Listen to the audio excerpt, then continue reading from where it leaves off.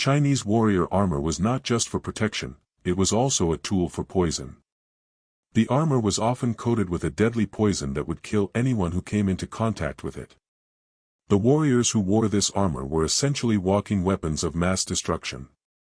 Imagine standing in a vast armory, the air thick with the metallic scent of steel and bronze, mingled with something darker, almost imperceptible, a faint chemical tang that clings to the nostrils and lingers at the back of your throat. You take a cautious step forward, your boots echoing against the stone floor, and your eyes are drawn to row upon row of gleaming armor, each suit meticulously crafted, yet holding a hidden menace within. You can almost hear the whispers of the past, the clamor of the battlefield, the cries of soldiers cut down before they even realized the danger. Every piece of armor gleams with an eerie perfection, polished to a reflective shine, as if daring you to touch it. And yet, there is a secret woven into the very metal and leather, a poison so potent that the slightest brush of skin could mean a swift, silent death. The very hands that forged these suits understood this grim reality. They were artisans of fear, blending skill and cruelty, creating instruments of war that could kill not only with swords and spears but with invisible, lingering toxins. You reach out and run your fingers along the surface of a breastplate. The smooth metal is cold beneath your touch, perfectly sculpted, but it carries a danger you cannot see. This armor is alive in a sense, alive with intent. It promises safety to the wearer, yet it harbors death for anyone who comes too close. You can almost feel the invisible residue, a lethal layer that waits patiently, silently, for the unsuspecting enemy. The warrior who dons this armor is no ordinary fighter. He is a walking ambush, a shadow in the sun, a harbinger of sudden and inevitable doom. As you continue to gaze around the armory, you notice the intricate detailing, dragons and serpents etched into the steel, scales overlapping like living creatures, each designed to deflect not only blades but to shield the deadly secret beneath.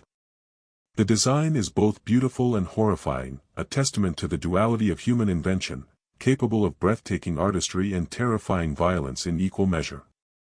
Every curve, every rivet, every joint was deliberately placed, engineered not just for defense but for death. This is armor as you have never imagined it, a symphony of strategy and survival, wrapped in a cloak of silent terror.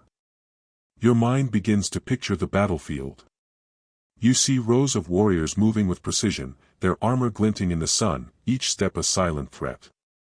Their enemies approach, unaware, drawn to the imposing figures, only to fall victim to the invisible, insidious danger that coats every inch of metal and leather. There is a cruel poetry in it. The armor protects its wearer while delivering death in the subtlest, most efficient way imaginable. This is war elevated to an art form, but an art steeped in cunning and cruelty. And then there is the psychological weight of it.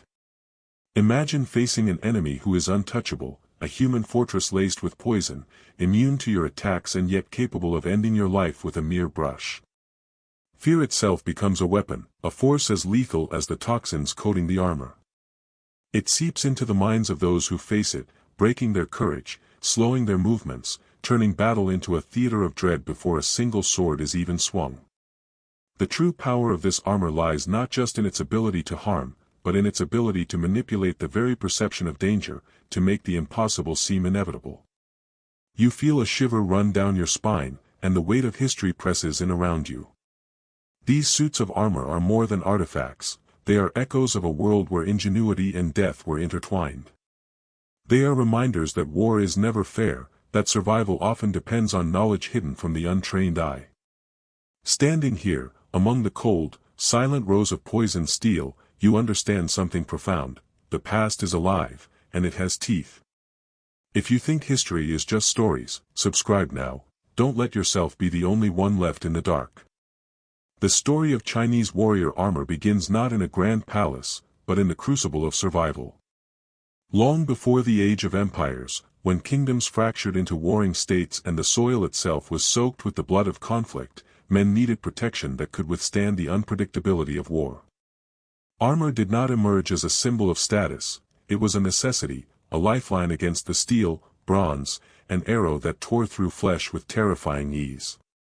At first, the designs were simple yet effective. Leather, hardened over fire and layered for strength, became the first line of defense. Warriors wrapped themselves in pliable shields of cured hide, which absorbed blows and allowed freedom of movement. Over time, bronze joined the arsenal, cold and unyielding, hammered into plates and scales, covering vital areas without restricting the motion needed to fight, to chase, to survive. These early armors were crude to the eye, but in a world where life was fragile and death frequent, they were revolutionary. The social landscape shaped the evolution of these armors. In the warring states, where no dynasty could claim lasting dominance, the ability to strike with precision and defend with resilience became the measure of a ruler's power. Armies were not merely collections of soldiers, they were instruments of strategy, each warrior a node in a network of offense and defense. The armor they wore reflected this philosophy. Flexible enough to allow rapid maneuvers, yet strong enough to deflect arrows and blades, it embodied the delicate balance between survival and aggression. Iron entered the picture with a quiet menace. Forged under fire into plates and helmets, it offered protection that leather and bronze could never achieve. But with it came a heavier burden. The weight threatened to slow warriors, to tire them before the battle reached its crescendo. It was in this tension, between protection and agility, that armorers found their craft. They experimented with scales, lamellar patterns, and interlocking segments, designs that distributed weight, deflected blows, and permitted swift movement. The evolution was deliberate, slow, and profoundly intelligent. Every curve and rivet was calculated, each addition meant to save life, and each omission could mean death. Innovation did not end with materials. Tacticians understood that survival in war extended beyond the individual. It was the strategy of the army that mattered most. Armor became a tool to enforce formations, to intimidate opponents, to transform a line of soldiers into an unyielding force. Plates were polished to catch the sun, not merely for aesthetics, but to create flashes that disoriented enemies, to signal unity, to inspire fear. Helmets were shaped to allow maximum vision while protecting the skull from lethal strikes. Each gauntlet, each greave, was designed with consideration for offense as much as defense, allowing soldiers to fight efficiently while remaining shielded from mortal harm. Over centuries, these advancements culminated in a sophisticated approach to warfare, where armor was no longer just protection, it was an extension of the warrior's mind and intent. The most skilled soldiers became living fortresses, blending offense and defense seamlessly, capable of striking and surviving in ways that shaped entire battles and, ultimately, the fate of kingdoms. Armies outfitted with such armor dominated campaigns, seizing territory, influencing politics, and etching their presence into history. The evolution of armor was inseparable from the rise of Chinese military supremacy. It was both cause and consequence, a silent yet relentless instrument of power. And yet, for all the ingenuity, for all the metal and leather that shielded warriors, there was something darker beneath the surface. Even in these earliest armors, whispers of chemical coatings, subtle enhancements designed to harm, were beginning to appear. The human mind, as it learned to craft protection, also learned to weaponize it, to turn survival itself into a mechanism of death. If you don't subscribe, think about all the history you'll never truly understand. Comment below if you're brave enough to stay uninformed. Every suit of armor tells a story, but few speak as clearly as the components themselves. The breastplate, a solid expanse of metal or layered leather, guards the chest and vital organs, yet its design is never rigid. It curves and bends, following the motion of the body, allowing a warrior to lunge, pivot, and strike without compromising defense. Helmets, the crown of the warrior's protection, are equally cunning. Some are adorned with crests and flared edges, meant to deflect blows or intimidate foes. Others conceal mechanisms within, small compartments where poison could be stored, ready to claim the life of an unsuspecting opponent who came too close. Gauntlets shield the hands, the tools that wield sword, spear, and dagger. But in these iron gloves lies more than defense. Hidden spikes or razor edges transform a simple parry into a lethal counterattack.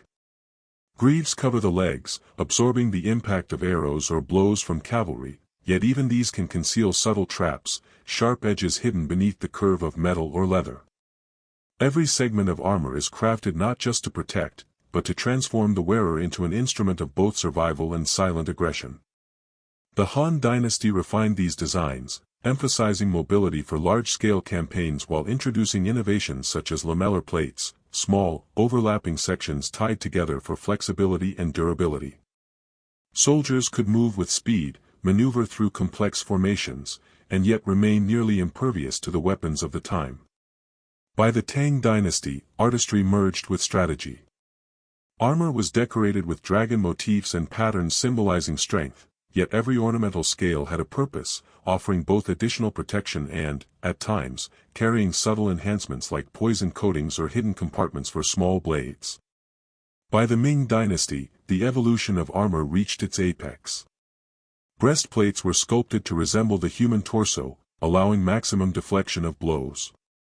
Helmets could include retractable face guards, intricately constructed gauntlets offered unprecedented dexterity, and greaves extended protection down to the ankles without restricting movement. But beyond these visible features, there were the invisible horrors, chemical coatings designed to burn the skin or weaken an enemy if touched, concealed spikes capable of piercing armor in close combat, and secret pouches built into the design where lethal substances could be stored, released only at the opportune moment. This duality, protection and covert attack, is what made Chinese armor legendary. A warrior could stand firm against arrows and swords, yet anyone foolish enough to come into contact with certain areas of the suit risked a slow, invisible death. The armor itself became a silent companion in battle, a partner in strategy that amplified the soldier's skill and extended their reach beyond the edge of the blade. Visualize the battlefield, Han soldiers moving in disciplined formations, their lamellar plates catching sunlight and creating a shimmering, almost hypnotic effect. Tang warriors displaying both elegance and menace, dragons etched into steel reflecting the chaos around them. Ming troops, armored from head to toe, exuding confidence and terror simultaneously, each movement a calculated blend of offense and defense. In every era, the armor was more than clothing, it was a psychological weapon, instilling fear, awe, and uncertainty in all who faced it. The genius of these designs lies in their balance. Every line, every curve, every hidden compartment speaks to a deep understanding of both the human body and the mind of the enemy. It is not enough to simply protect, to survive, the armor must empower, deceive, and dominate. The wearer becomes a living fortress, a figure that commands both respect and dread. Hit subscribe button now if you want to see history revealed like never before, don't be the one missing the truth. Beneath the shining plates, beneath the intricate lamellar scales, there lay a darkness that few could see but all would fear. Poison. Not simply a weapon wielded in the heat of battle, but an invisible ally, meticulously applied to the very armor meant to protect. Plant-based toxins, distilled from the most lethal herbs of the empire, coated seams and edges.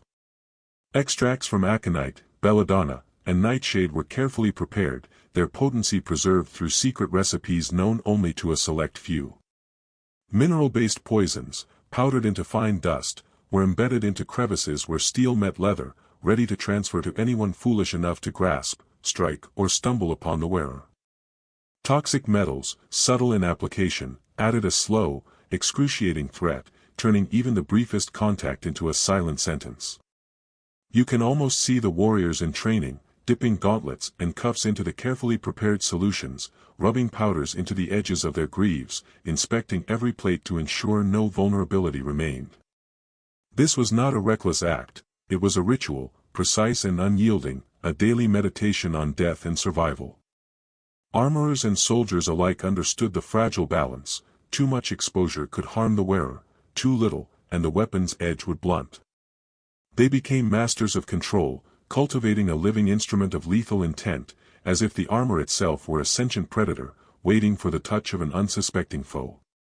Records hint at the chilling effectiveness of this innovation. In the annals of certain warring states, there are accounts of soldiers collapsing inexplicably after brushing against an enemy armored in this way. Horses recoiling from the slightest contact with poisoned reins and harnesses, soldiers falling with no visible wound, their deaths blamed on misfortune or fate, but the truth was etched in subtle, invisible markings of death. One account speaks of a lone scout, attempting to seize a fallen warrior's sword, only to die within hours, the poison absorbed through the palm of his hand. Another tells of a skirmish where entire lines of enemy troops were weakened before a single blade was drawn, poisoned spikes and coated armor silently dictating the course of battle. This was more than chemical warfare, it was psychological domination. Armies facing these warriors knew not only the physical danger but the omnipresent threat of unseen death. Every arrow loosed, every sword swung, carried the possibility that a brush, a stumble, a misjudged maneuver could be fatal. Fear, uncertainty, and hesitation spread faster than any weapon ever could. To confront a Chinese warrior in poisoned armor was to face an enemy who could end your life without a visible wound, whose mere presence could fracture morale, turning disciplined soldiers into anxious, trembling men. The genius lay in the subtleties. The armor did not kill indiscriminately. It did not strike with reckless abandon. It was a tool of calculation, of precision, of strategy. Its deadliness was in its hidden nature, in the impossibility of knowing where the danger truly lay. Every touch, every strike, every attempt to gain advantage risked death. This invisible threat became an extension of military dominance, a way to assert power even before the clash of swords. Imagine standing on the battlefield, facing a line of warriors whose very armor could betray you. The fear is almost tangible, an oppressive weight pressing down, urging caution, slowing your movements, clouding your judgment. This psychological edge was as deadly as any blade, amplifying the effectiveness of every warrior, every formation, every plan devised by cunning generals who understood that war was as much a battle of minds as it was of bodies. Imagine seeing this and still not subscribing. Comment below why you'd rather stay blind to history. The battlefield is a living, breathing entity, chaotic and unrelenting, yet for the warriors in Chinese armor, it was a stage upon which every movement was calculated, every step purposeful. You can almost feel the rhythm of their advance, the metallic whisper of lamellar plates brushing against each other, the low thrum of coordinated footfalls, the hiss of poisoned edges glinting in the sun. These soldiers did not simply defend themselves, they transformed protection into aggression, turning every defensive maneuver into an offensive opportunity. Watch as a phalanx advances, breastplates catching the sun, reflecting not only light but intimidation. Helmets tilt to gauge the enemy, gauntlets flex as swords are raised, ready to strike. But beyond the visible choreography lies the hidden, lethal dimension. Every movement exposes potential contact with poison, every parry threatens a silent, invisible death. To an opposing soldier, the advance is mesmerizing yet terrifying, an armored wall that moves with purpose, seemingly impervious, yet deadly in ways that cannot be anticipated.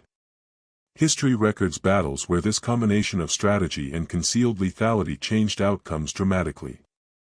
During the campaigns of the warring states, there are accounts of skirmishes where smaller, more disciplined forces outfitted with specialized armor routed larger armies. Enemies succumbed not only to arrows and spears but to the subtle, inescapable touch of poisoned edges. Soldiers attempting to grapple or seize weapons found themselves fatally exposed, and entire lines would break as whispers of sudden, inexplicable death spread through the ranks. What looked like chaos to the untrained was in reality precise orchestration, a terrifying ballet of survival and conquest. Consider the story of General Zhao's elite unit, known among soldiers as the Shadow Dragons. They moved silently along the periphery of an enemy formation, their armor coated in the most potent plant-based toxins.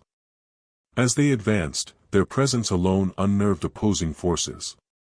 One soldier, reaching to strike, touched a gauntlet, poison absorbed instantly through the skin, and within hours, the enemy's front line began to crumble. Zhao's men did not need to fight in the conventional sense, they allowed fear, confusion, and death by contact to do the work for them. The unit struck decisively only when the enemy was already fractured, a swift, brutal conclusion executed with the precision of a predator. Armor in these moments was more than passive defense, it became a weapon of manipulation. Warriors could engage, retreat, feint, and regroup, knowing that every part of their armor carried a hidden threat. Even in direct combat, the psychological weight of potential poison transformed the battlefield. Opponents hesitated, misjudged movements, and second-guessed attacks. A single well-placed soldier, armored and coated with toxin, could dictate the flow of battle, turning superior numbers into a disadvantage. In this way, the line between offense and defense blurred. Armor protected not only the body but the strategy, the morale, and the momentum of the fight. It allowed Chinese armies to dominate not merely through force of arms, but through fear, anticipation, and lethal subtlety. Every engagement became a testament to ingenuity and brutality intertwined, a demonstration of how history's greatest military minds used innovation to bend fate itself. Subscribe now if you want to witness the untold strategies that made empires feared. The true power of Chinese warrior armor did not emerge solely on the battlefield. It was born in the heat of the forge, in the hands of blacksmiths and artisans whose skill blurred the line between craftsmanship and alchemy. These men labored in shadowed workshops, hammers ringing against iron, fire reflecting in eyes sharpened by focus and secrecy. Each plate, each scale, each joint was the product of years of training, an inheritance of knowledge passed down through generations, whispered in the quiet moments between sparks and sweat. Their craft was meticulous, deliberate, and unyielding, a marriage of art and death. Creating armor was never simple. Protection had to be sufficient to deflect arrows, swords, and spears, yet flexibility was vital. A warrior encased in rigid metal could not move with the speed or precision required to survive. The artisans experimented with lamellar patterns, interlocking plates, and composite designs, balancing the armor's weight across the body while maintaining mobility. Every rivet, every strap, every hinge was designed with both utility and subtlety in mind. But even this was not enough. To transform armor into a weapon, artisans had to incorporate poison coatings or hidden compartments without compromising the integrity of the metal. This required an understanding of chemistry as much as metallurgy, a secret science taught in hushed tones, guarded jealously against prying eyes. Some techniques were extraordinary in their complexity. Bronze could be folded and tempered to provide both rigidity and flexibility, while leather was treated with natural oils and toxins to enhance durability and lethality. Plates were sometimes layered with powdered minerals, their edges ground finely to retain poison without sacrificing strength. Tiny channels and cavities were carved into gauntlets and greaves, nearly invisible to the eye, where toxins or sharpened edges could be concealed. A single miscalculation could render a suit useless, or worse, deadly to the wearer themselves. The margin for error was microscopic, and the artisans worked with a discipline that bordered on obsession.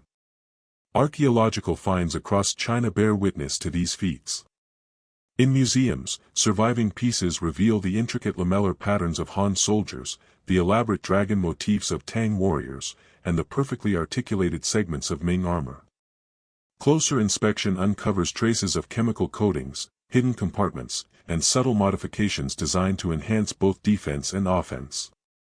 Each suit tells the story of generations of artisans who understood that the soldier's survival depended not only on courage and skill but on the precision of the metal that encased them. These craftsmen were unsung heroes of warfare. Their knowledge extended beyond forging steel, it encompassed anatomy, chemistry, and psychology. They created armor that could protect, intimidate, and silently execute, all while preserving mobility and form. Their legacy is embedded in every surviving artifact, every etched scale, every reinforced joint. These suits are not merely relics, they are testimonies to human ingenuity, to the way skill and cunning shaped history as much as strategy and courage did. If you don't subscribe, history's secrets will remain hidden from you. Are you okay with that? Centuries passed, and the battlefield evolved, yet the lessons encoded in Chinese warrior armor endured. With the introduction of firearms and advanced steel, the face of war changed irrevocably. Arrows and spears, once the instruments of life and death that armor was meticulously designed to counter, became increasingly obsolete against gunpowder and bullets. Yet even as the weapons of war transformed, the ingenuity embedded in these suits of armor remained a benchmark of strategic thinking. The layered lamellar plates, the balance of mobility and protection, the integration of psychological and chemical warfare, these were concepts far ahead of their time, principles that modern militaries could still study and adapt. The design philosophies of these ancient armors continue to echo in contemporary body armor, tactical gear, and protective equipment. Kevlar vests, modular plating, and protective helmets all reflect an understanding first codified by artisans centuries ago. Protection is only effective if it complements the wearer's movements, if it anticipates threats, and if it integrates seamlessly into the larger strategy of engagement. Modern militaries, with all their technology, still confront the same core problem that faced the blacksmiths of the Tang or Ming dynasties: how to defend the human body while maximizing agility and survivability. The elegance of ancient design reminds us that innovation is rarely just about raw strength, it is about foresight, adaptation, and the unseen elements that determine outcomes. But the influence of armor extended beyond the battlefield. It seeped into culture, ceremony, and symbolism, becoming an expression of power, status, and identity. Emperors and generals would commission armor not only for combat but for ritual display, showcasing mastery of both warfare and artistry. Dragons, phoenixes, and other motifs were more than decoration, they were symbols of authority, courage, and divine favor. Armor became a statement, a narrative carved into metal, telling others who its wearer was, what they represented, and what they could unleash in the heat of battle. Even today, the intricate designs preserved in museums or worn in ceremonial reenactments carry the weight of centuries of ingenuity, discipline, and the psychological lessons of warfare. There is a haunting brilliance in the way these armors bridge the practical and the symbolic, the deadly and the ceremonial. They remind us that protection can also be deception, that beauty can conceal danger, and that survival is as much about perception as it is about strength. The soldiers of old transformed their armor into extensions of themselves, and through that fusion, they taught lessons about strategy, fear, and ingenuity that continue to resonate across time. Subscribe to Tale of History now, don't let the wisdom of the past slip away while you watch others learn. For centuries, tales of Chinese warrior armor drifted through the corridors of history, growing taller with every retelling. Legends whispered of suits so impenetrable they could deflect any weapon, of helmets that granted the wearer unnatural strength, of armor imbued with magical properties that made soldiers invincible. You might imagine armies marching into battle untouchable, a tide of steel that no blade, no arrow, no spear could pierce. But the reality was far more human, far more calculated, and far more terrifying in its own right. Armor was not magic, it was mastery. It did not grant invincibility, nor could it protect against every strike, every spear, every arrow. What it offered was engineered advantage, carefully distributed protection, combined with mobility, discipline, and, in some cases, the hidden lethality of poison. Soldiers in these suits still bled, still fell, still faced mortality every time they stepped onto the battlefield. Yet it was precisely this combination of science, strategy, and artistry that gave the armor its legendary reputation. To contemporaries who had never seen its full capabilities, a single display of skill or the unexplained death of an enemy might as well have been sorcery. Historical records and archaeological findings paint a clearer picture. Han Dynasty lamellar armor, preserved in tombs, shows no signs of supernatural power, only meticulous craftsmanship. Tang and Ming examples demonstrate incredible attention to detail, intricate etching, and subtle integrations of poison, yet they were physical objects, not enchanted relics. Ancient texts describe strategic deployment, battlefield formations, and the careful application of chemical coatings, all human knowledge, calculated and applied. These sources dismantle the myths while revealing the far more compelling truth: a combination of ingenuity, precision, and psychological warfare created effects that seemed almost supernatural to those who faced it. The contrast between legend and reality is striking. While stories of invincibility capture the imagination, the truth evokes a darker awe. These warriors were not untouchable, they were disciplined, cunning, and deadly. Their armor magnified their skill, extended their reach, and manipulated perception. What may have seemed like magic was actually mastery, the quiet, terrifying brilliance of human intellect applied to survival and conquest. Comment below if you refuse to subscribe, but don't say we didn't warn you about missing the truth. As we step back from the battlefields and armories, the full weight of the truth settles in. Chinese warrior armor was never merely a shield against blades. It was a calculated fusion of protection and peril. Poison coatings transformed the wearer into a walking hazard, capable of striking death silently and efficiently. The craftsmanship behind every plate, every scale, every joint reveals a discipline and ingenuity that elevated survival into art. These suits dictated not only the movements of soldiers but the very psychology of the battlefield, turning fear itself into a weapon. Armies that understood these designs dominated not merely through strength, but through anticipation, strategy, and invisible terror. The myths of invincibility may have captured imaginations, but the reality, armor as lethal, precise, and psychologically devastating, is far more compelling. From the Han to the Ming dynasties, each innovation, each hidden compartment, and each poisoned edge was a lesson in human cunning, a testament to the lengths civilizations went to survive and conquer. Battles were not just fought with swords and spears, they were fought with knowledge, fear, and the careful orchestration of life and death. Chinese warrior armor was not just metal and leather, it was strategy, fear, and death molded into a suit. Subscribe to Tale of History now. If you don't, leave a comment explaining why you'd rather stay in the shadows of the past.